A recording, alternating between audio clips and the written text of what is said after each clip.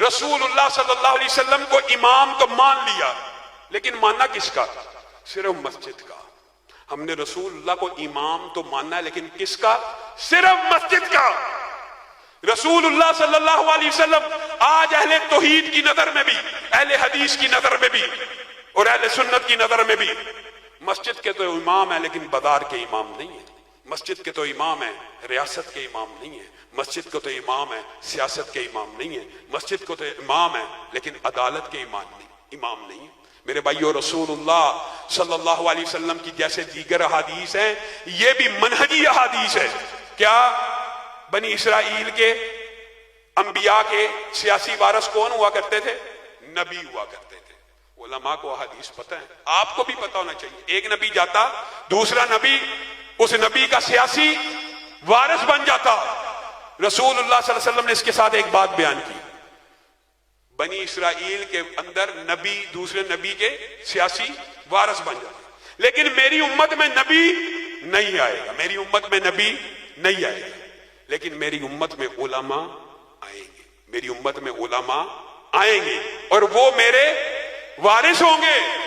اب مجھے ایک بات بتلائیے، آپ نے اس علماء کی وراثت کو صرف منبر رسول تک محدود کر دیا۔ آپ کا فلسفہ کہاں گیا؟ آپ سے زیادہ گلا ہے، اولا لک فاولا، آپ سے زیادہ گلا ہے۔ آپ تو منہج سلیم کا دعویٰ کرنے والے ہیں۔ رسول اللہ کے منبر کے وارث تو علماء ہیں، منبر رسول کے وارث تو علماء ہیں، لیکن تخت رسول کا وارث کوئی چور ہونا چاہیے، کوئی لٹیرا ہونا چاہیے، کوئی وڈیرا اور جگیردار ہونا چاہیے۔ افسوس ہے، پھر ہم نام کے لیے، پھر ہم نے اپنی مرضی کا دین چن لیا۔ ہم نے رسول اللہ صلی اللہ علیہ وسلم کی بات مسجد میں تو مان لی، ریاست اور سیاست میں نہیں مانی۔ مسجد کا امام آپ کا اور میرا کیا عقیدہ، کیا فلسفہ ہے؟ عجیب و غریب۔ یہ مسجد کا جو امام ہے نا، آج شکر ہے اللہ کا، چلو اتنی اچھائی باقی ہے، منبر رسول کا جو وارث ہے وہ کرپٹ نہیں ہونا چاہیے، وہ چور نہیں ہونا چاہیے، وہ زانی نہیں ہونا چاہیے۔ حتیٰ کہ کسی کو پتہ لگ جائے نا کہ مسجد رسول کا یا منبر رسول کا وارث اس برائی میں مبتلا، لوگ اس کو چپیڑے مار کے اتار دیتے ہیں، دھکے دے کے مسجد سے نکال دیتے ہیں۔ یعنی منبر رسول کے اوپر آپ یہ چاہتے ہیں کہ آدمی کرپٹ نہ ہو، چور نہ ہو، لٹیرا نہ ہو، لیکن تخت رسول اور ریاست رسول اور سیاست رسول کی آپ وارثین چاہتے ہیں۔ مولوی صاحب جی مسجد میں سیاسی بات نہ کریں، کیوں؟ سیاسی بات چور کو کرنی چاہیے، سیاسی بات لٹیرے کو کرنی چاہیے، سیاسی بات جگیردار اور وڈیرے کو کرنی چاہیے۔ یہ آپ کے عقل کے اوپر کیپٹلزم اور سرمایہ دارانہ نظام نے ایسا پردہ ڈالا کہ مولوی کو صرف مسجد تک محدود کر دو۔ رسول اللہ صلی اللہ علیہ وسلم نے اپنے بعد ریاست کا امام جس کو بنایا اسی کو مصلی کا امام بنایا، یا یوں کہہ لیجئے جس کو مصلی کا امام بنایا اسی کو ریاست کا امام بنایا، اسی کو سیاست کا امام بنایا۔ اور کس کو کھڑا کیا؟ حضرت ابو بکر کو۔ ابو بکر کے بعد عمر آئے، عمر کے بعد علی آئے، عمر کے بعد عثمان آئے، عثمان کے بعد علی آئے۔ یہ سارے کے سارے مصلی کے بھی امام ہیں اور ریاست کے بھی امام ہیں، مصلی کے بھی امام ہیں اور سیاست کے بھی امام ہیں۔ ایک عام فہم بات سمجھیے، ایک مسجد کے اندر ایک عام مولوی چاہے بہت بڑا عالم دین نہ ہو، وہ کہاں کھڑا ہوتا ہے؟ آگے کھڑا ہوتا ہے کہ پیچھے کھڑا ہوتا ہے؟ آگے۔ ایک مسجد کے اندر تو مولوی اور عالم آگے کھڑا ہو، لیکن سیاست رسول کے اندر، ریاست رسول کے اندر چاہے زانی حکمران بن جائے، چاہے شرابی حکمران بن جائے، چاہے وڈیرا حکمران بن جائے، آپ کے منہج کو کوئی فرق نہیں پڑتا۔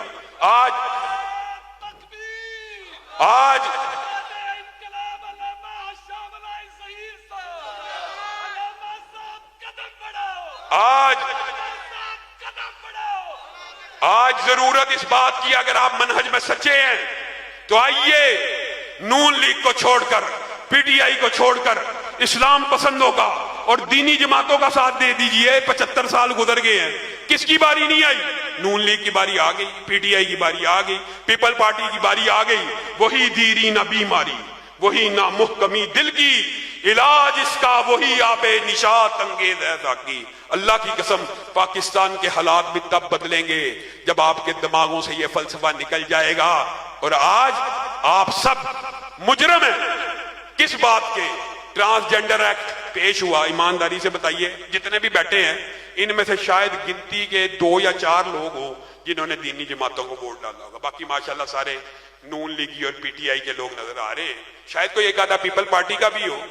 آپ نے 3 جماعتوں کو ووٹ ڈالا، یا نون لیگ کو ڈالا ہے، یا پی ٹی آئی کو ڈالا ہے، یا پیپل پارٹی کو ڈالا ہے۔ ایاز صادق نے اس ٹرانسجنڈر بل کو پیش کیا، شیریں مداری اس کی سپوکس پرسن، نوید قمر اس کو پیش کرنے والا اسمبلی کے اندر۔ بتائیے یہ جو ووٹ آپ نے دیے ان سیکولر اور لبرل پارٹیز کو، آج انہوں نے ہم جنس پرستی کا جو بل پاس کیا، اس گناہ میں آپ شامل ہیں کہ نہیں ہیں؟ ہیں۔ سارے علماء سے جائیے، میرا فتویٰ نہیں ہے، پاکستان کے کسی بھی مسلک کے کسی بھی عالم سے فتویٰ لے لیجئے، آپ سب مجرم ہیں، اور اس جرم کی تلافی کیسے ہوگی؟ آپ کو کھڑا ہونا پڑے گا، آپ کو ہماری آواز پہ لبیک کہنا ہوگا۔ یہ ضروری نہیں ہے کہ ہم اسمبلیوں میں موجود ہوں تو ٹرانسجنڈر بل کو روکیں گے۔ اللہ کے فضل و کرم سے اگر آپ میرا ساتھ دیں تو ہم چوکوں میں، چراہوں میں اس بل کے علاوہ ایسا احتجاج کریں گے، یہ پاکستان کی پارلیمنٹ کے اندر سے منظور نہیں ہو سکتا۔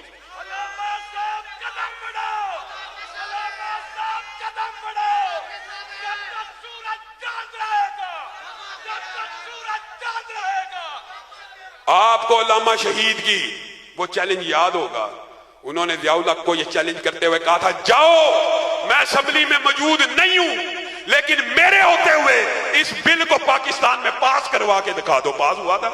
نہیں تھا ہوا۔ آپ کی طاقت سے، آپ کی قوت سے، عوام ایک قوت ہوتی ہے، عوام ایک طاقت ہوتی ہے۔ عوام کو بھیڑ بکریوں کی طرح سیکولر پارٹیوں میں ہانک دینا اور سیکولر پارٹیوں کے تندور میں جھونک دینا، اور بھائیو چند اب اللہ کا شکر ہے، میں تو یہ سوچتا ہوں اس دور میں ہماری تعداد کتنی کم تھی، پھر بھی علامہ شہید نے کیسی تحریک چلائی، آپ کو بیدار کر کے رکھ دیا۔ آج ہم کروڑوں میں ہیں، آج ہم کروڑوں میں ہیں، نام کے، صرف نام کے کروڑوں میں ہیں، کروڑوں میں ہیں۔ پورے پاکستان میں ایک حلقہ انتخاب ایسا نہیں ہے جہاں سے آپ اپنی جماعت کی بنیاد کے اوپر یا اپنے مسلک کی بنیاد کے اوپر سیٹ حاصل کر سکیں، ایک بھی نہیں ہے۔ اور یہ تو میں نے بہت بڑی بات کی، ایک پی پی بھی نہیں ہے، اور یہ بھی بڑی بات کی، آپ ایک یونین کونسل کا الیکشن بھی اپنے بل بوتے پہ نہیں جیت سکتے، کیونکہ آپ کی ذہن سازی نہیں ہوئی۔ جب بھی کوئی کھڑا ہوگا نون لیگ کو ووٹ دے گا، پی ٹی آئی کو ووٹ دے گا۔ آئیے دینی جماعتوں کے ساتھ، اسلامی تحریکوں کے ساتھ کھڑے ہو جائیے۔ اگر آپ منہج میں سچے ہیں، اگر آپ اپنے مسلک کے صحیح وفادار ہیں تو چھوڑ دیجئے جی تحریک دفاع اسلام و پاکستان جی جماعت کو توڑنے کے لیے۔ اللہ کی قسم کھا کے کہتا ہوں، تحریک دفاع اسلام و پاکستان کسی جماعت کے خلاف نہیں بنی، کسی جماعت کو توڑنے کے لیے نہیں بنی، بلکہ جماعت کو وہ لاکھوں نوجوانوں کی افرادی قوت مہیا کرنے کے لیے بنی ہے کہ جن کے بل بوتے کے اوپر ہم پاکستان کے اندر دفاع ختم نبوت کے نعرے لگائیں گے، حرمت رسول کے دفاع کے نعرے لگائیں گے، غیر اسلامی بلوں کے خلاف سڑکوں پہ، چوکوں میں اور چوراہوں میں نکلیں گے۔ کب نکلیں گے؟ یہ سارے افراد جب جماعتوں سے وابستہ ہو جائیں، وہ بڑی بڑی جماعتیں بھی ہوں، ان کے ساتھ وابستگان کتنے ہیں؟ ہم ہیں کروڑ میں نا، جماعت کے ساتھ کتنے ہیں؟ 1 لاکھ بھی نہیں۔ کیوں؟ تربیت نہیں ہے۔ پی ٹی آئی کے اندر ہے، نون لیگ کے اندر ہے۔ یہ تحریک دفاع اسلام و پاکستان آپ کو نون لیگ اور پی ٹی آئی اور پیپلز پارٹی کے جہنم سے نکالنے کے لیے، آپ کو اپنا پلیٹ فارم دینے کے لیے آئی ہے۔ مذہبی جماعتوں کا اتحاد ہو تب بھی، نہ ہو تب بھی آپ رکنیت سازی کے اندر حصہ لیں۔ اللہ کے فضل و کرم سے اگر آپ لوگ میرا ساتھ دیں گے، اور یہ انشاءاللہ وقت کی بھی آواز ہے، اور میرے لیے مرکزی جمعیت، میں خود اس کا عہدیدار ہوں، بڑی محترم ہے، میرے لیے جماعت الدعوہ بھی بڑی محترم ہے، میرے لیے عالمی بھی، میرے لیے ہر اہل حدیث میری آنکھ کا تارا ہے، اور ہر اہل اسلام میرے دل میں بستا ہے، جس کے اندر اسلام کی درد ہے، حریت فکر اور بیداری کی اس تحریک کا ساتھ دے دیجیے۔